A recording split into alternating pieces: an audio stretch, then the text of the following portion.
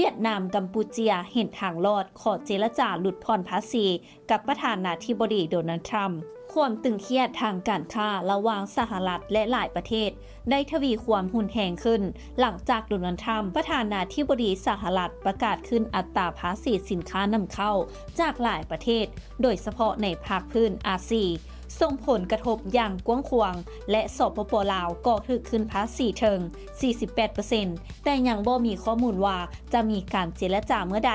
ส่วนด้านเวียดนามและกัมพูเชียบ่รอท้าดนได้เข้าขอเจรจากับสหรัฐแล้วเวียดนามซึ่งเป็นศูนย์กลางการผลิตสำคัญของสหรัฐได้รับผลกระทบจากการขึ้นภาษีถึง 46% แต่บ่ดนมานี้ผู้นำเวียดนามได้เดินหน้าเจรจาเสนอมาตรการลดภาษีสินค้านำเข้าจากสหรัฐเหลือ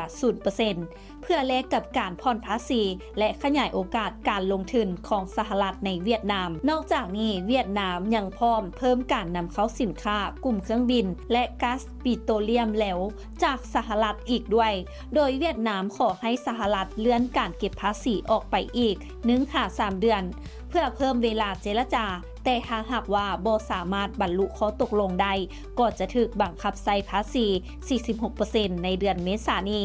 นายกรัฐมนตรีกัมพูเชียโพสต์จดหมายถึงประธานาธิบดีโดนัลด์ทรัมป์ขอเจรจาเรื่องการจัดเก็บภาษีที่จะเพิ่มขึ้นเป็น 49% โดยเสนอให้เลื่อนการเก็บภาษีออกไปก่อนกัมพูเชียยังแสดงความจริงใจ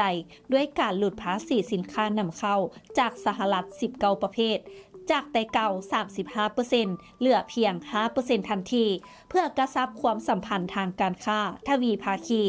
แต่ทั้งนี้ต้องรอท่าผลการตกลงหลังจากเขาเจรจานอกจากนี้นายกรัฐมนตรีสิงคโปร์ยังออกหงเตือนถึงแห่งกระแทกจากมาตรการภาษีตอบโต้ของโดนัลด์ทรัมป์ซึ่งกำลังส่งผลต่อระเบียบการค้าโลกถึงว่าสิงคโปร์จะถูกเก็บภาษีเพียง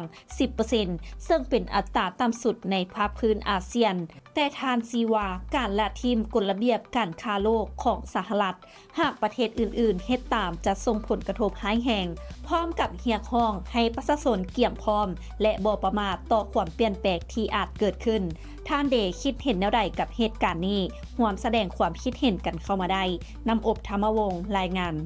และท้ายนี้ต้องขอขอบใจสำหรับการติดตามข่าวสารจากทาง Target Magazine และอย่าลืมไปกดไลค์กดแชร์กดติดตามกด Subscribe ทุกช่องทางออนไลน์ของพวกเขาเพื่อจะบ่พลาดข่าวสารดีๆจากทาง Target Magazine